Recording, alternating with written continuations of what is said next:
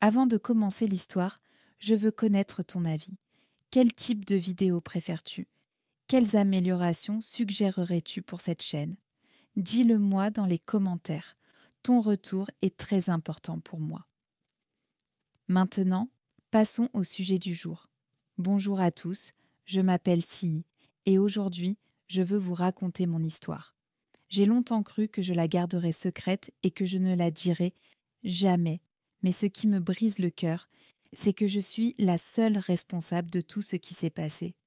Bien que cela semble être une histoire tirée d'un film et presque impossible, pour moi, c'est la pure vérité.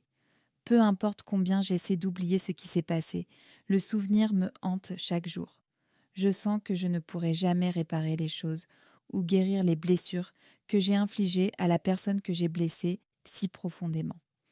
La perte de la confiance a été l'une des cicatrices émotionnelles que j'ai laissées derrière moi. Peu importe combien j'ai essayé, je n'ai pas pu revenir en arrière et réparer ce que j'ai fait. Je vis avec mes parents dans une petite ville tranquille et magnifique sur la côte californienne, appelée Carmo. Mon père, Gage, possède un restaurant de poissons très connu dans la région. Il a toujours pris soin de son corps et va souvent à la salle de sport.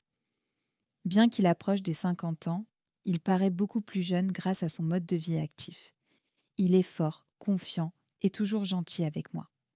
Ma mère, Yisa, est professeure de littérature au lycée voisin.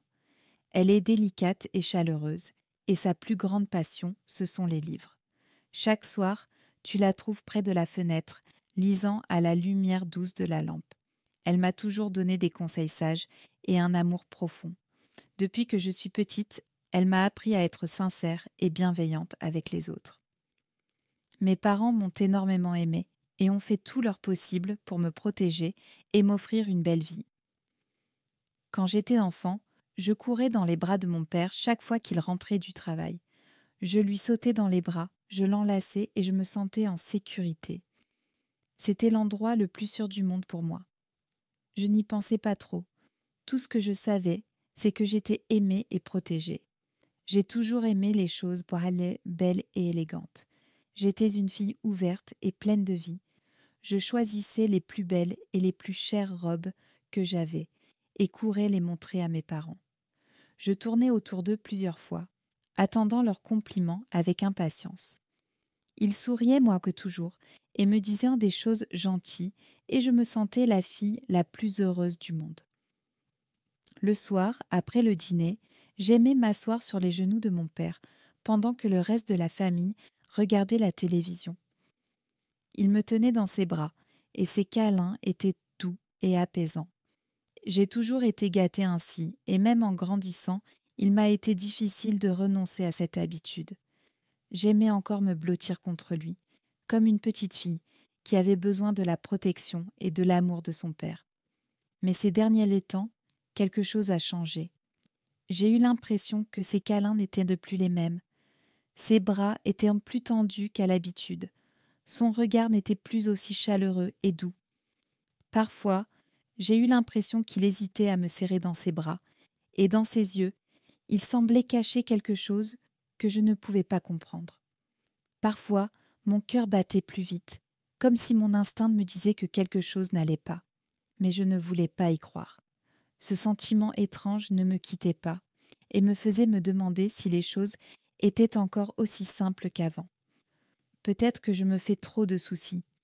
Peut-être que ce n'est qu'un moment passager. Mon père a toujours été un homme fort et imposant.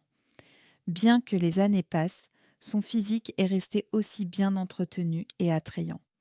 J'ai toujours admiré sa force et sa confiance. Je n'avais aucun doute qu'il était encore un homme très séduisant. Il avait des épaules larges et un corps bien défini. Et pourtant, depuis un certain temps, les choses sont devenues différentes. Je n'étais plus simplement une fille qui admirait son père.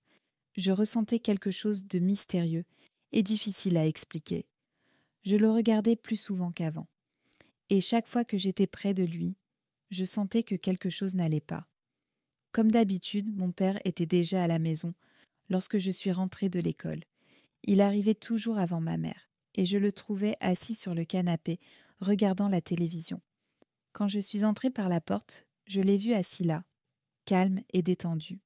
Même si j'étais déjà adulte, j'ai couru vers lui sans hésiter. Cela me semblait tellement naturel. Sans réfléchir, je me suis installée sur ses genoux, comme une enfant. Papa m'a pris dans ses bras, comme d'habitude. Mais cette fois-ci, quelque chose était différent. Son étreinte était toujours chaleureuse, mais l'atmosphère entre nous avait changé. Ce n'était plus aussi réconfortant. J'ai ressenti un frisson étrange, mais j'ai essayé de l'ignorer. Je me suis dit que ce n'était que dans ma tête, mais ce sentiment n'était pas agréable. Puis, j'ai ressenti quelque chose, un contact qui m'a figé. Au début, je voulais croire que ce n'était qu'un accident, peut-être quelque chose dans sa poche. Mais au fur et à mesure que je restais là, j'ai réalisé que ce n'était pas ça. Ce sentiment devenait de plus en plus clair, comme une force contre laquelle je ne pouvais pas lutter. Mon cœur a commencé à battre plus vite, et l'air dans la pièce devenait lourd, oppressant. Je ne savais pas quoi faire. Je me suis toujours sentie en sécurité, près des gens que j'aime, mais maintenant, je me sentais mal à l'aise et inquiète. J'ai essayé de rester calme, de ne pas bouger, mais mon esprit était rempli de questions sans réponse. Les yeux de mon père semblaient aussi calmes que toujours. Je n'ai rien dit, il n'a rien dit. Nous sommes juste restés là, dans ce silence oppressant, jusqu'à ce que ma mère entre par la porte et rompe le silence. J'ai voulu me lever, mais mon corps semblait bloqué. Mes jambes ne m'obéissaient le plus. Mon père m'a regardé sérieusement, mais dans ses yeux, il n'y avait plus la bienveillance d'autrefois. Quand la porte s'est brusquement ouverte et que ma mère est entrée, tout a changé. Nous avons rapidement échangé des regards, et je me suis levée, essayant de paraître normale. Mais ce sentiment étrange n'a pas disparu. Il est resté là, lourd, oppressant, comme si rien ne serait plus jamais pareil. Bien qu'en surface tout semblait aller bien, au fond de mon âme, je savais que quelque chose avait changé. Mon père était soudainement plus attentif envers moi. Il posait des questions sur de petites choses dans ma vie, des choses qu'il ne remarquait pas avant. Il m'achetait des vêtements et des cadeaux que je ne lui avais pas demandés. Au début, je n'ai pas compris ce qui se passait, mais avec le temps, j'ai réalisé que ce n'était pas l'attention d'un père aimant, ce n'était pas de l'amour parental. Et quoi que je fasse, ce sentiment étrange ne disparaissait pas. On aurait dit que nous n'étions plus seulement père et fille, mais autre chose. Un jour, ce mur invisible entre nous s'est effondré, et ce moment-là est resté gravé dans mon esprit pour toujours. Ce jour-là, ma mère était partie pour un voyage d'affaires. Je suis donc restée seule à la maison avec mon père. Quand je suis rentrée de l'école et suis entrée dans la maison, j'ai été choquée de voir quelque chose auquel je ne m'attendais pas. Sur la table du salon, mon père avait préparé un dîner sophistiqué. L'atmosphère de la maison avait brusquement changé. Elle était presque romantique. 2 bouteilles de vin rouge étaient déjà ouvertes, et les bougies parfumées remplissaient la pièce d'une agréable odeur. J'étais tellement surprise que je n'ai pas pu cacher ma réaction. J'ai ri, en le regardant avec de grands yeux. « Pourquoi fais-tu tant d'efforts aujourd'hui » lui ai-je demandé en plaisantant. Je ne suspectais encore rien. Cela me semblait juste une coïncidence, un petit moment de plaisir. Je n'avais aucune raison de penser autrement. Avec son sourire habituel, mon père m'a dit qu'il avait une raison de célébrer au restaurant et qu'il voulait que nous fêtions ça. Je me suis réjouie aussi, alors je n'ai pas posé trop de questions. Je voulais juste profiter du dîner. Le vin coulait constamment dans les verres et la lumière chaude rendait la pièce plus intime que jamais. À ce moment-là, rien ne me semblait anormal. Tout semblait si normal, si familier. Mais au fur et à mesure que le temps passait, cette proximité commençait à prendre un autre sens, un sentiment que je ne pouvais pas exprimer avec des mots. Nous avons mangé, nous avons parlé, et je lui ai raconté des souvenirs de mon enfance, les moments où j'étais cette petite fille qui se tenait toujours près de lui. Nos blagues et nos souvenirs chers nous ont fait rire. Et pendant un instant, tout le stress et toutes les préoccupations semblaient avoir disparu. La pièce était pleine de chaleur et de rire, créant une sensation de proximité qui semblait plus profonde que jamais. À mesure que la soirée avançait, nous nous sommes retrouvés de plus en plus proches l'un de l'autre. L'atmosphère était détendue et confortable. Après quelques bouteilles de vin, j'ai ressenti une audace rare et sans trop réfléchir, j'ai posé une question qui me tourmentait depuis un certain temps. « Est-ce que je te plais ?» Ce n'était pas une question simple, mais une question avec un sens plus profond, quelque chose que je n'aurais jamais osé demander si j'avais été complètement sobre. Mon père s'est arrêté, son regard stable et pensif, comme s'il cherchait quelque chose en moi. Après un moment de silence, il a répondu d'un seul mot. Sa voix calme mais pleine de sens non exprimé. À cet instant, la distance entre nous semblait changer et j'ai ressenti la formation d'une nouvelle connexion, une connexion qui dépassait les limites habituelles de notre relation. C'était comme si nous nous voyions sous un autre jour, au-delà des rôles que nous connaissions. Poussé par un mélange d'émotions, et peut-être par l'influence de la soirée, j'ai tendu la main et l'ai étreint doucement. C'était un sentiment étrange mais réconfortant à ce moment-là, que je ne comprenais pas totalement, mais que je n'ai pas repoussé. Il m'a étreinte en retour, et pendant un instant, il semblait que les murs entre nous s'étaient dissous.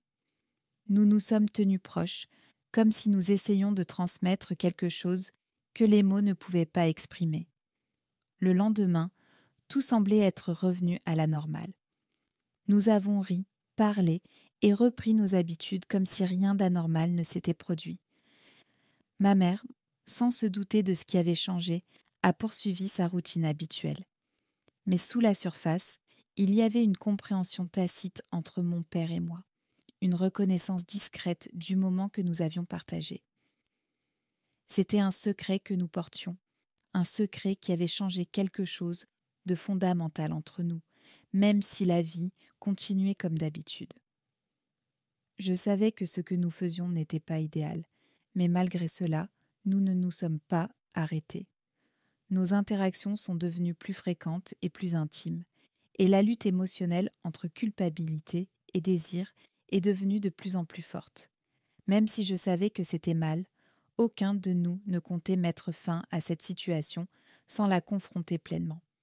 Une nuit, mon père est entré dans ma chambre silencieusement, pendant que ma mère dormait profondément. Je ne m'étais pas rendu compte qu'il était là jusqu'à ce que je me réveille le matin suivant, ressentant sa présence autour de moi. J'ai tourné la tête et vu son visage familier près de moi, et après un moment de surprise, je lui ai offert un sourire et un câlin. Mais à ce moment-là, je me suis sentie partagée entre la peur et le désir de protéger la dynamique familiale. Ma voix tremblait lorsque je lui ai dit « Fais attention, maman pourrait découvrir ». La peur d'être découverte était accablante. Il était clair que je luttais avec les émotions et les choix que j'avais faits. Le lendemain, tout semblait être revenu à la normale. Mais au fond de moi, il y avait une compréhension tacite entre mon père et moi, un secret partagé. Les choses semblaient différentes, mais nous avons continué comme si rien ne s'était passé, sans vraiment savoir ce que l'avenir nous réservait. Au fil du temps, le jour que je redoutais arriva. Ma mère m'a appelé pour me dire qu'elle ne rentrerait pas avant le matin. Pendant un instant, j'ai ressenti un soulagement. Mais soudainement, elle est rentrée plus tôt que prévu, et je ne l'ai pas remarqué avant qu'il soit trop tard. Lorsqu'elle est entrée, j'ai senti que tout ce que nous avions caché avait été exposé. À ce moment-là, tout s'est effondré. Ma mère est partie de la maison sans dire un mot, et le silence entre nous était assourdissant. Les vérités ont été révélées et tout a changé. Il n'y avait plus de place pour la patience ou la compréhension après que la vérité soit sortie au grand jour.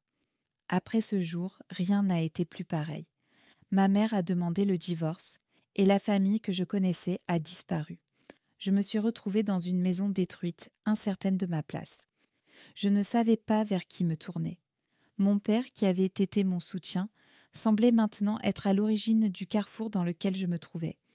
Ma mère, qui m'avait toujours aimée, était soudainement distante et pleine de tristesse. J'ai réalisé que mes erreurs avaient blessé tout le monde autour de moi. Les conséquences de mes actions ont été dévastatrices et l'amour et la confiance que j'avais en mes parents se sont effondrés. j'ai compris que les relations sont fragiles, et une fois brisées, elles ne peuvent pas être réparées, peu importe combien d'amour il reste. Aujourd'hui, j'apprends à vivre avec les conséquences de mes choix, essayant d'accepter la douleur que j'ai causée.